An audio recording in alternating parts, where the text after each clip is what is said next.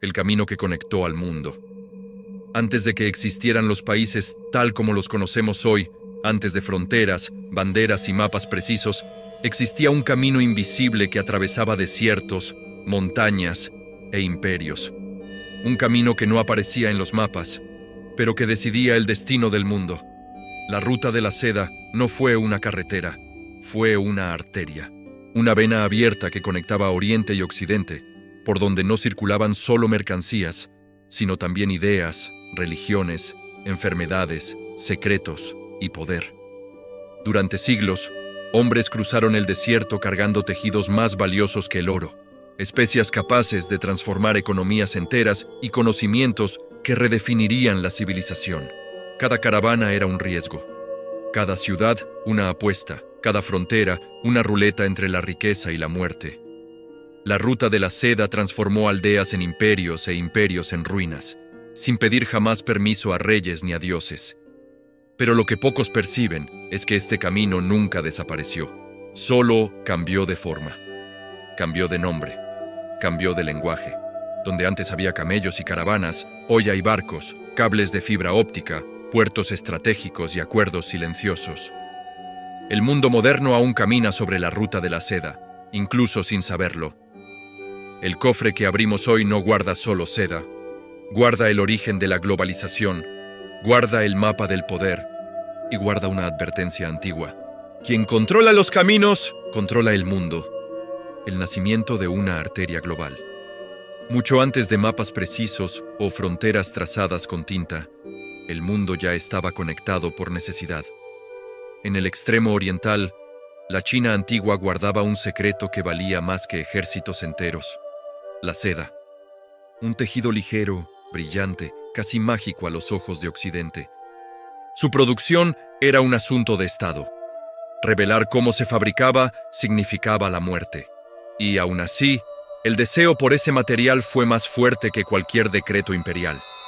Así fue como, hacia el siglo II a.C., durante la dinastía Han, comenzaron a formarse los primeros caminos que conectarían a China con el resto del mundo conocido. No era una sola carretera, sino una red viva de senderos, rutas alternativas y desvíos forzados por el clima, la política y la guerra. Estos caminos cruzaban el desierto de Taklamakan, rodeaban las montañas del Pamir y avanzaban por regiones donde el propio paisaje parecía hostil a la vida. Cada paso era una apuesta contra la muerte. Las caravanas partían lentamente, formadas por camellos cargados de seda, jade, porcelana y especias. Pero lo que realmente viajaba allí era algo mayor: información. Un mercader sabía dónde había conflictos. Otro traía noticias sobre impuestos, reyes derrocados, ciudades saqueadas. La ruta de la seda nació así no solo como comercio, sino como el primer sistema global de circulación de conocimiento. El imperio chino lo entendía. Por eso se levantaron fortalezas, se instalaron puestos de vigilancia y se sellaron alianzas con pueblos nómadas.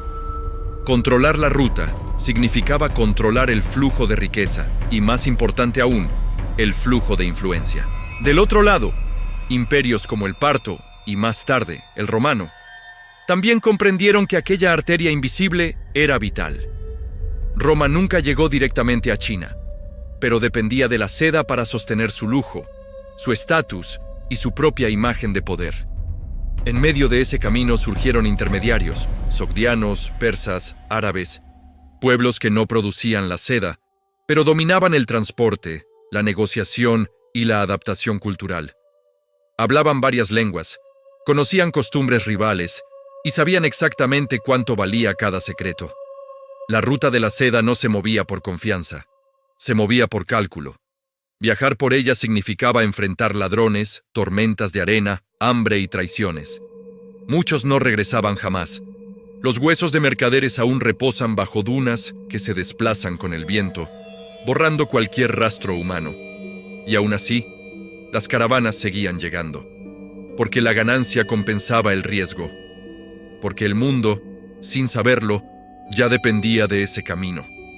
Fue en ese escenario donde la ruta de la seda dejó de ser solo un trayecto comercial y se convirtió en algo mayor, una arteria global.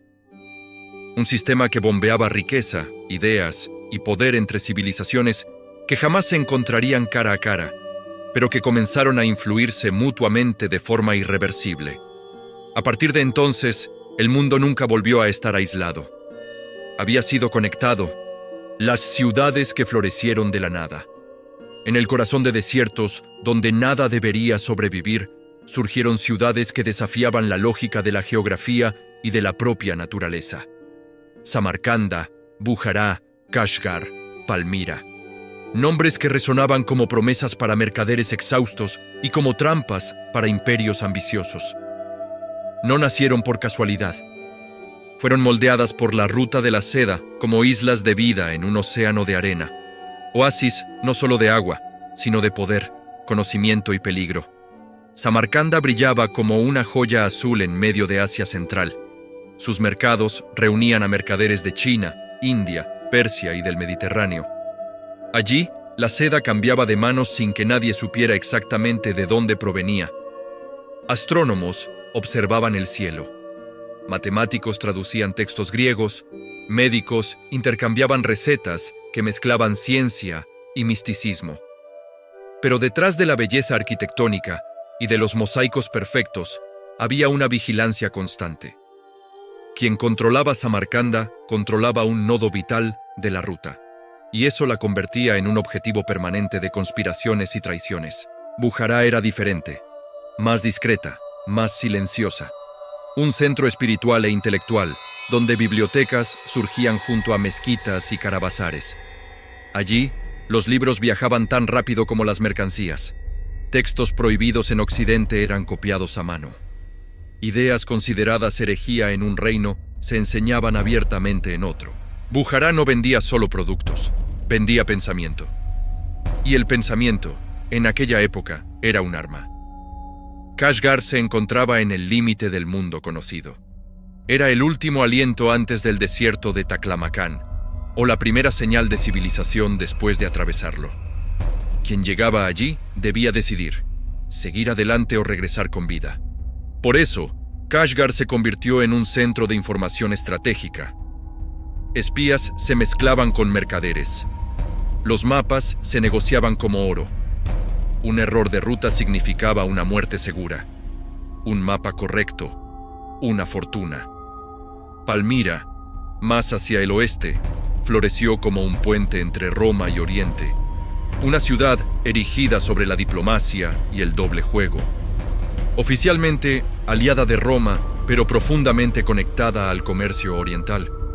Sus gobernantes hablaban varias lenguas, conocían códigos rivales y sabían exactamente hasta dónde podían llegar sin provocar una guerra directa.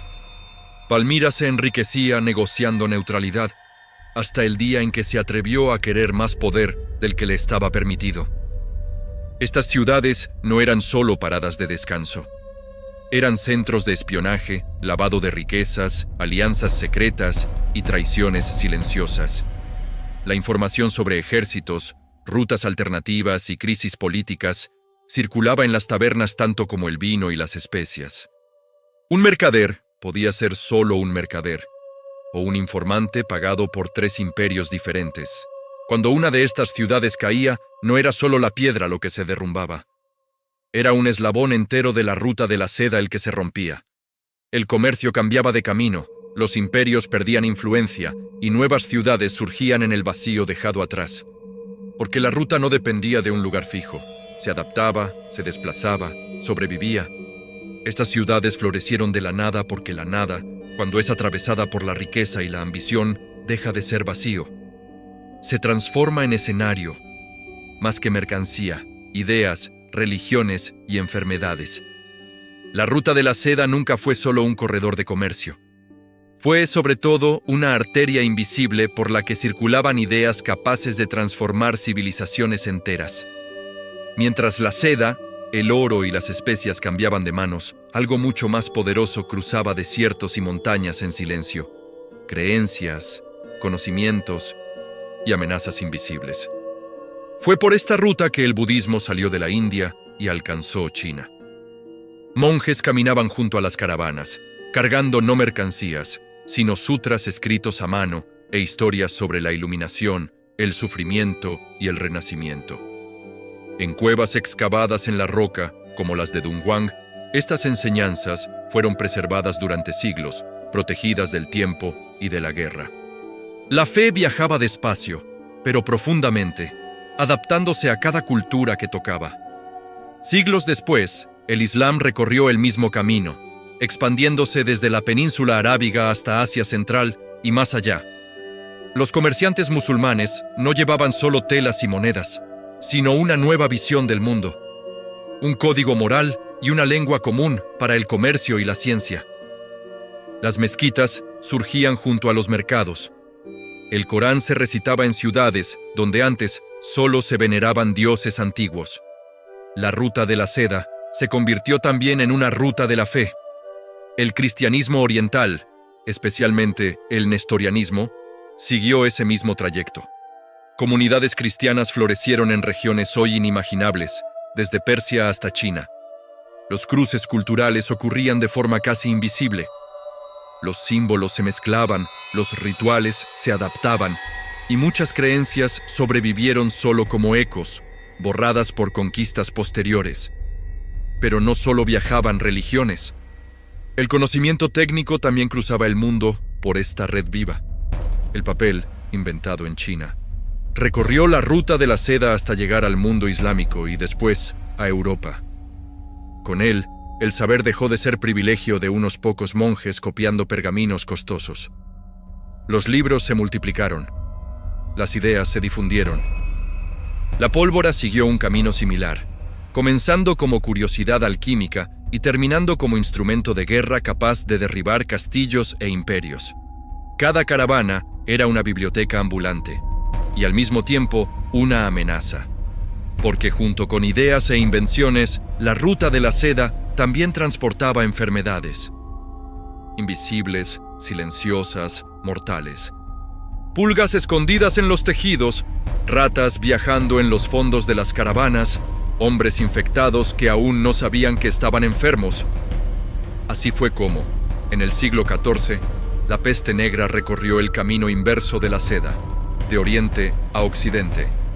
No anunció su llegada. No pidió permiso, simplemente siguió el flujo natural del comercio. Ciudades prósperas se convirtieron en cementerios. Puertos bulliciosos enmudecieron. Un tercio de la población europea desapareció. La misma ruta que había conectado el mundo por la riqueza, ahora lo conectaba por la muerte. Y lo más perturbador es que para quienes vivían en aquella época, no existía una distinción clara entre lo visible y lo invisible. El mismo camino que llevaba fe y conocimiento también traía destrucción. La ruta de la seda enseñó a la humanidad una lección que aún resuena hoy. Toda conexión tiene un precio. Unió al mundo antes de que el mundo supiera cómo manejarlo, y demostró que las ideas viajan más rápido que los ejércitos, pero las enfermedades más rápido que cualquiera de ellas. Imperios construidos sobre caminos. Ningún gran imperio de la antigüedad y de la Edad Media creció solo por la fuerza de las armas. Crecieron porque comprendieron algo esencial. Quien controla los caminos, controla el mundo. La ruta de la seda no era únicamente un trayecto comercial, era un engranaje de poder.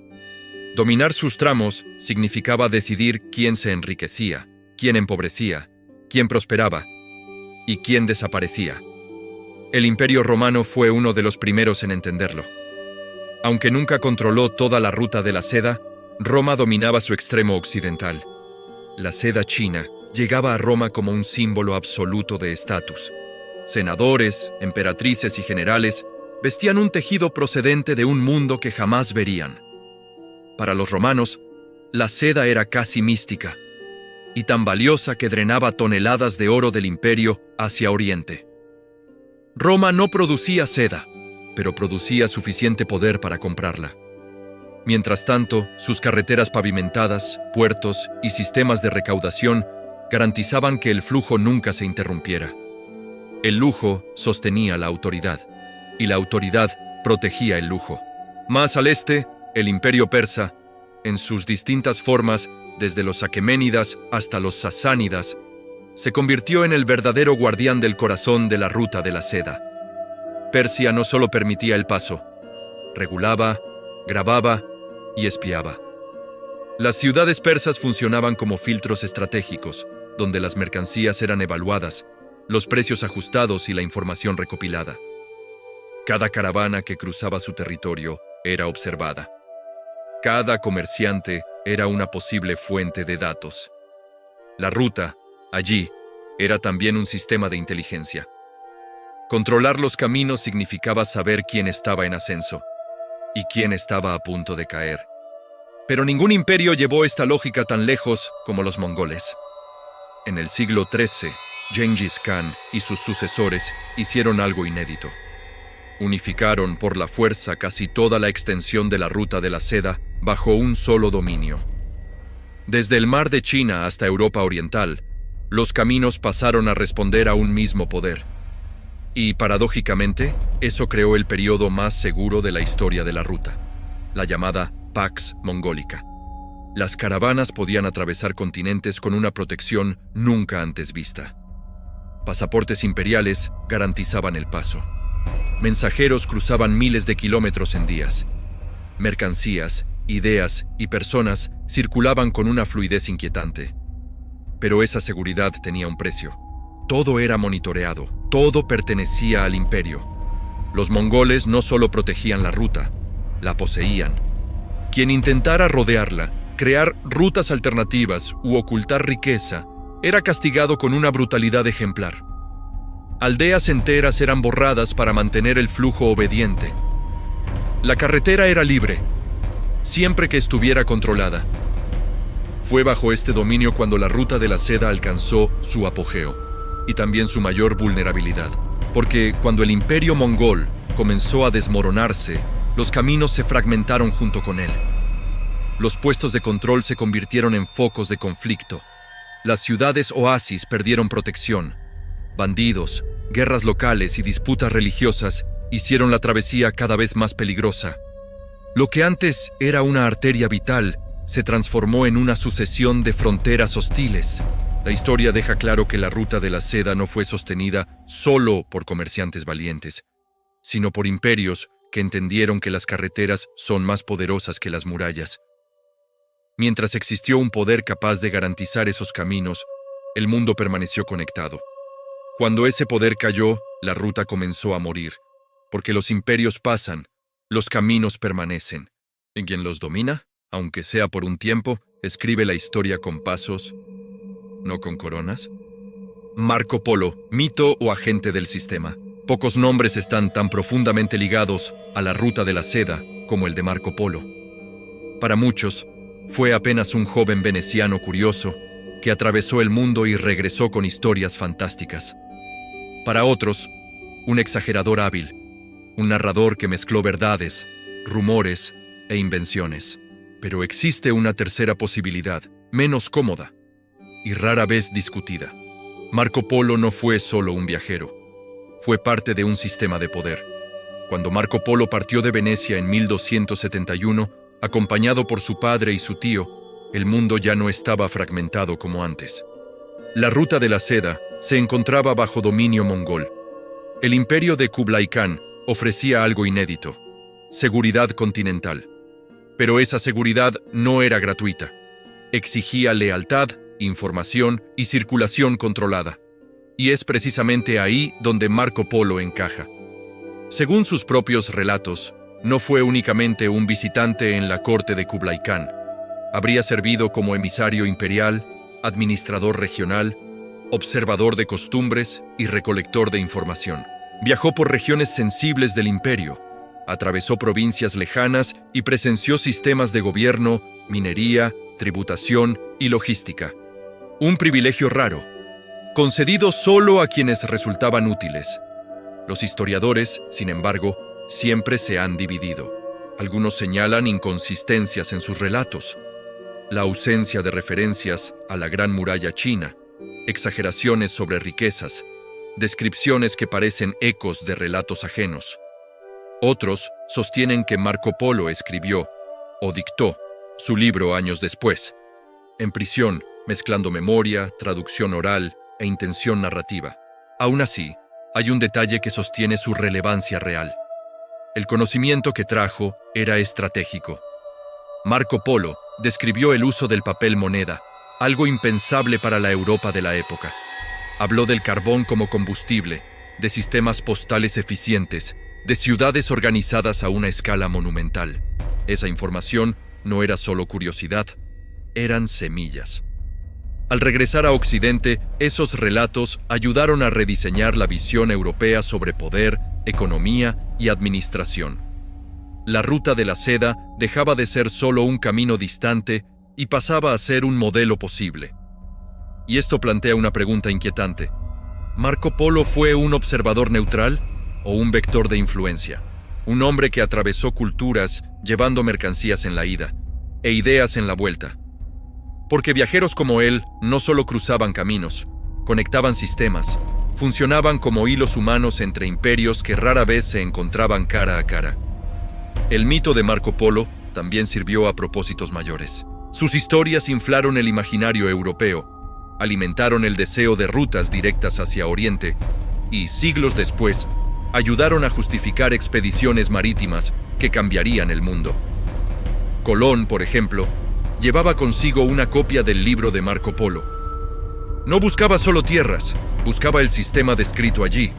Al final, quizá la pregunta no sea si Marco Polo exageró o no, sino si entendió, antes que muchos, que quien controla la narrativa, controla el camino.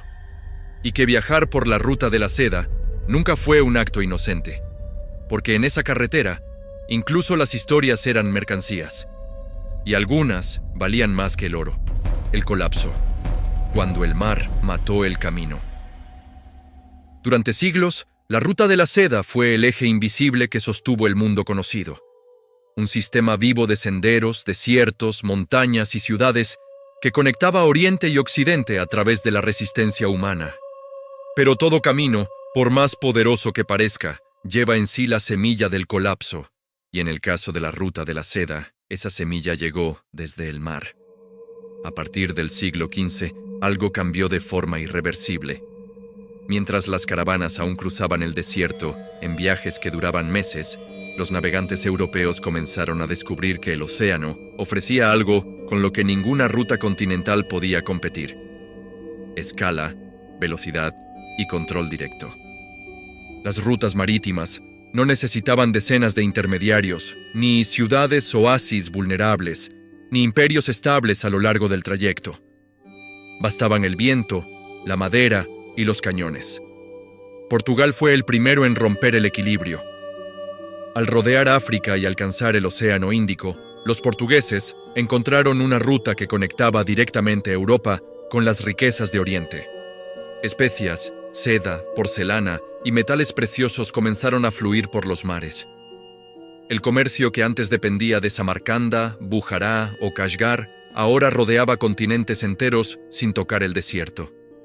La milenaria carretera empezaba a ser ignorada. Con ello, el sistema entró en un colapso en cadena. Las caravanas disminuyeron, los mercaderes desaparecieron. Las ciudades que vivían de impuestos, hospedaje, protección y comercio comenzaron a marchitarse. Palmira se convirtió en ruina. Samarcanda perdió su brillo imperial. Kashgar, antes vibrante, pasó a ser periferia de un mundo que había cambiado de eje. Donde antes se mezclaban idiomas, ciencia, espionaje y fe cruzada, quedó el silencio. Pero el colapso no fue solo económico, fue político y cultural. La ruta de la seda dependía de la estabilidad. Cuando imperios fuertes, como el mongol, se fragmentaron, el camino perdió su escudo.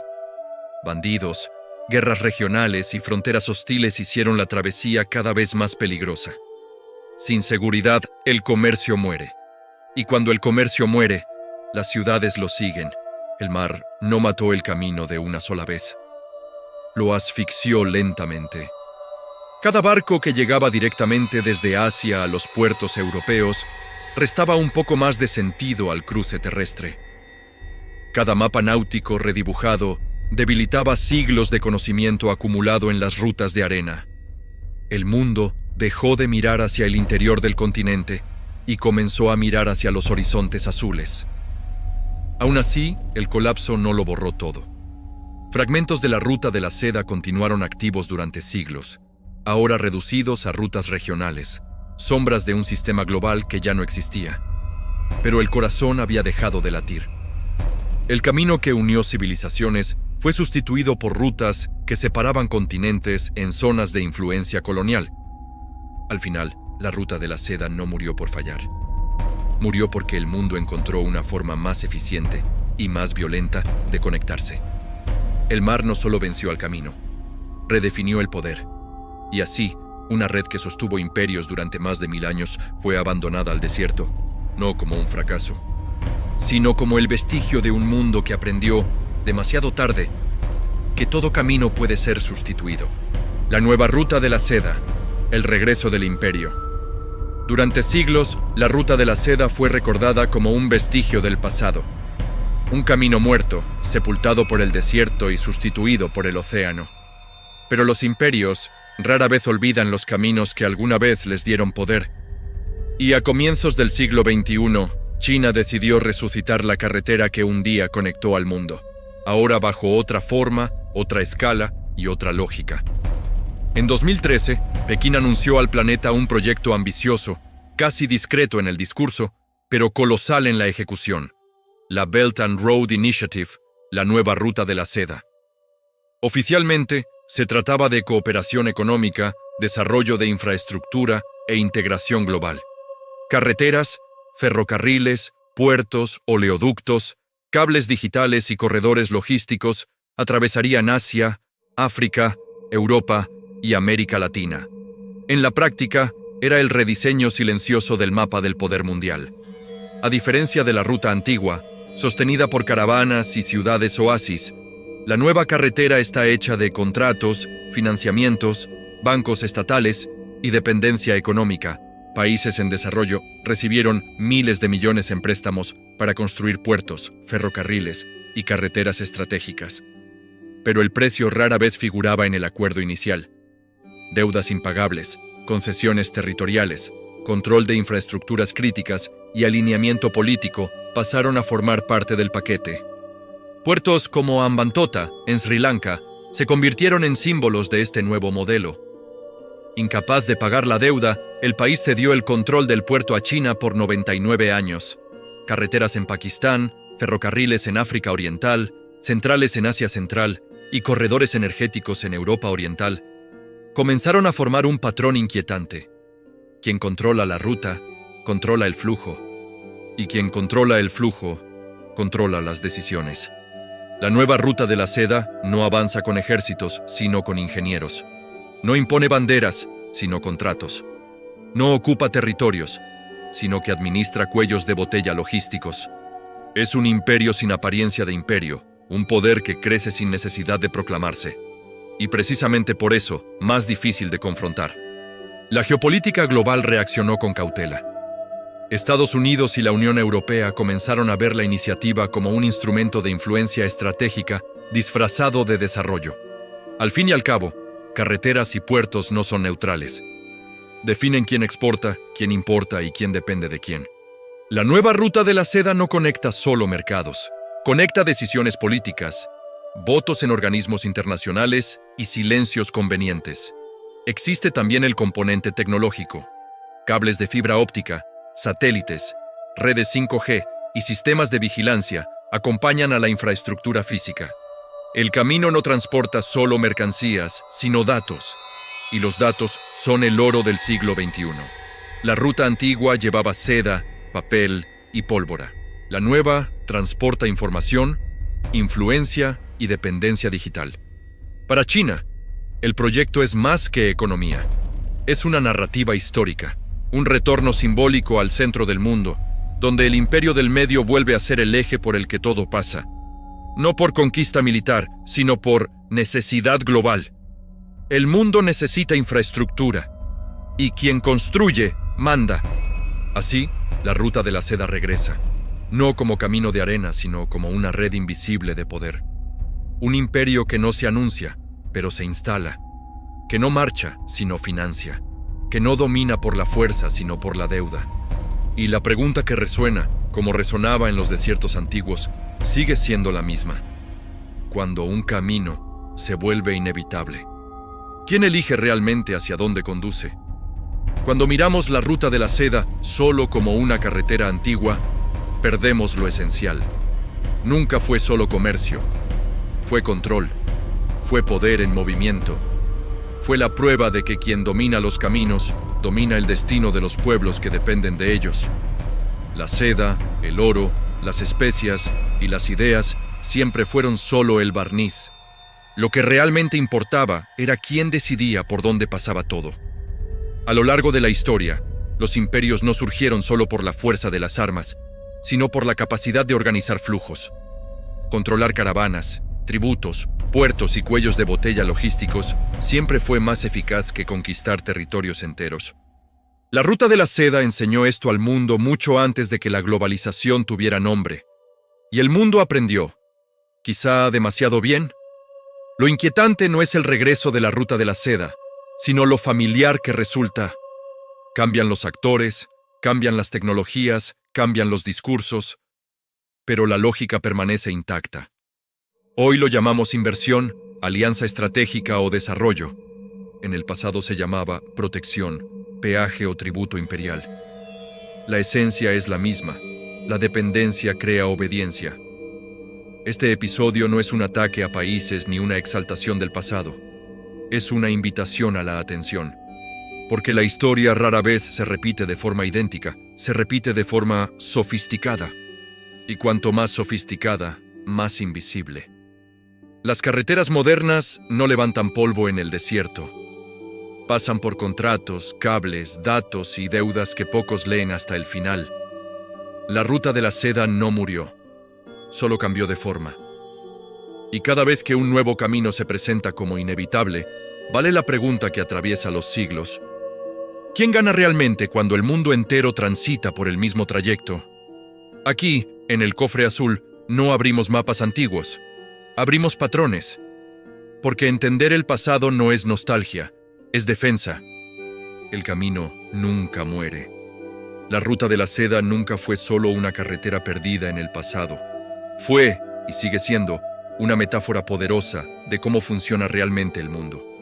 Los caminos no mueren, se transforman, cambian de forma, de nombre, de superficie, pero continúan cumpliendo la misma función esencial. Conectar centros de poder, crear dependencias y redefinir quién decide el destino de quién. En el mundo moderno, las caravanas fueron sustituidas por buques de carga, cables submarinos, corredores logísticos, rutas digitales y acuerdos multilaterales. Pero la lógica permanece intacta. Quien controla el flujo, controla el ritmo. Quien dicta el camino, dicta el precio. Y quien depende del camino, inevitablemente, cede parte de su propia autonomía.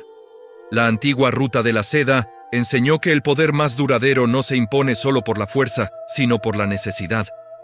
Los pueblos no se inclinaban porque fueran conquistados, se inclinaban porque necesitaban pasar, necesitaban vender, necesitaban comprar, necesitaban existir dentro de un sistema más grande que ellos.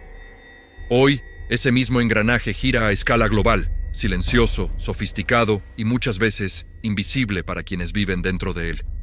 Lo que queda entonces no es miedo, sino conciencia. La historia no sirve para predecir el futuro con exactitud, sino para reconocer patrones antes de que sea tarde. Siempre que surge un nuevo camino, prometiendo prosperidad, integración y progreso, conviene recordar, toda carretera tiene un dueño, y toda carretera cobra un precio. La ruta de la seda no terminó porque el mundo nunca dejó de necesitar caminos. Solo nos recuerda algo esencial. El poder no está en el destino, está en la ruta. Y mientras existan caminos, existirán disputas por controlarlos.